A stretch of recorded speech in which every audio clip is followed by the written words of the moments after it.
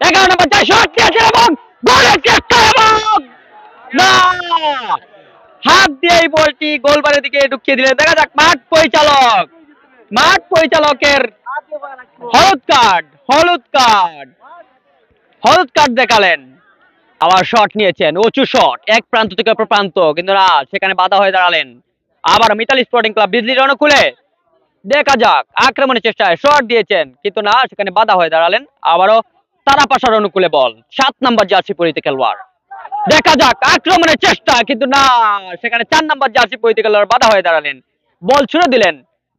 আবারও পাল্টা আক্রমণের চেষ্টায়, দেখা যাক 11 নম্বর যায় শট দিয়েছেন এবং গোলের চেষ্টা এবং না, হাত দিয়ে এই বলটি গোলবারের দিকে ঢুকিয়ে দিলেন। দেখা যাক মাঠ পরিচালকের হলুদ